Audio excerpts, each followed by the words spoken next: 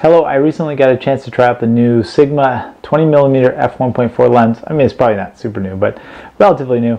I was pretty excited about this lens. 20mm f1.4, that's not a very common option. It's probably one of the fastest, like, wide-angle lenses that are out there on the market.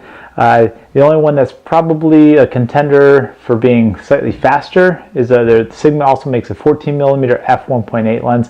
I really want to try that one out, and I probably will in the next few months, so you can look forward to a review for that coming up as well. Let's talk a little bit why the 20mm f1.4 is kind of interesting. It can fit a full frame camera, so you can definitely take advantage of the full 20mm, which is pretty neat. It's not as good if you're using it on a crop sensor because of the fact that you're now going from basically effectively a 20mm lens to like a 30mm lens. So you're increasing it by 50 to 60%. Depending on what kind of camera you're using.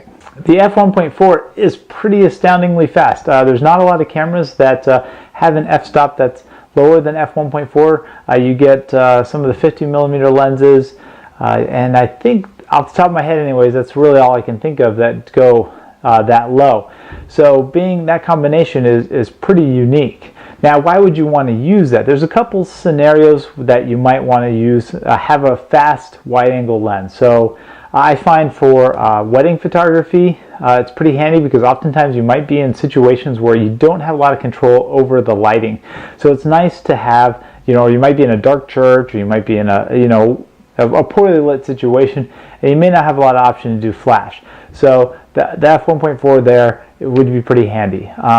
Also for concert photography, that might be pretty handy as well. Again, it's a low light situation. The f1.4 is going to really be helpful in a low light situation, but what I personally think is pretty exciting about it is it's great for Milky Way photography, astrophotography, because you get a super wide angle lens if you're on a full frame camera, and you get 1.4, which means that if you watch my video, which I'm going to put a link up here quick in a sec, about how to take pictures of the Milky Way, typically what you're going to do is you're going to be shooting at like f2.8 at like 30 seconds, ISO of 3200.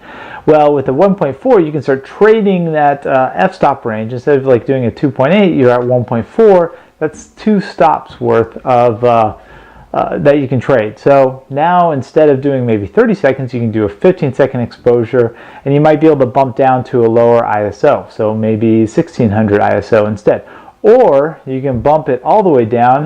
You can stay at 3200 ISO if that's good for your camera, and you might be able to you get the equivalent exposure around 8 seconds. So that's pretty amazing. So instead of having a 30-second exposure, now you have like around an 8-second exposure. That means if you're doing a time lapse, you get way more frames per hour. So you're going to get a much smoother, nicer time lapse.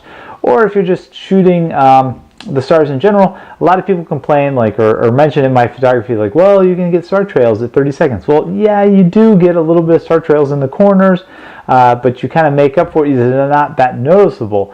But at 8 seconds, you really are going to eliminate star trails almost completely at 20mm. Now, the lens itself is well made. It's a metal body. It's a glass lens elements. It doesn't have any kind of vibration reduction, which is fine. It really doesn't need it. It doesn't have a lot of barrel distortion, which is nice. So it's what they call rectilinear, which means it keeps the lines pretty straight, looking vertically. So it works well for architecture photography. So if I'm assuming not always shooting Milky Way photography, you're going to want to use the lens for other things. It's great for just kind of walking around street photography as well. So getting into even into the late afternoon or evening. The lens is very sharp. I didn't really have any problems with anything. My only complaint for the lens is the fact that the lens cap does not really stay on very well. You turn it upside down and the thing falls right off. So that's kind of really annoying, especially when you're paying like $800 or $900 for a lens. You kind of want the lens cap to stay on. The other downside is you can't really add any filters to it because of there's just no filter ring. So if you're going to do any kind of filters, I've done it before with the Nikon 14 to 24. It doesn't have a filter ring either. You just kind of hold the filters up in front of the lens. It kind of works. If you use the Koken, the P filters, they're a lot bigger, so they can usually cover the entire lens. element. They also tend to be a little bit cheaper, so that's one option that you can go with. Overall, I think the lens is pretty neat. If you're really interested in doing Milky Way photography, or you've gotten into Milky Way photography and you're looking for the next lens to move into, this one would be a great lens to use, especially for a full frame camera. Maybe I probably wouldn't invest in this lens if I have a crop sensor camera. I would probably lean more towards the Tokina 11 to 16 millimeter f2.8 lens. That's my personal opinion, just because you're going to spend a lot for this lens and you're really not going to get a lot of bang for your buck, because you're going from basically the equivalent of, like I said before, a 20 millimeter lens to a 30 millimeter lens. That's a little, that's not as wide of an angle as I think is preferable for the Milky Way photography.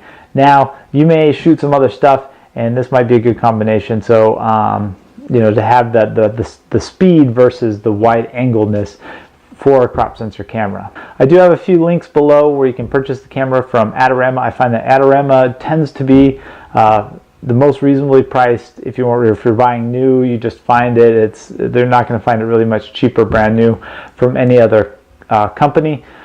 So I have them listed for the Nikon, the Canon, and the Sony. Those are pretty common ones, and maybe a few others. If you use those links, I definitely appreciate it, and decide to buy the lens. It's a good way to go.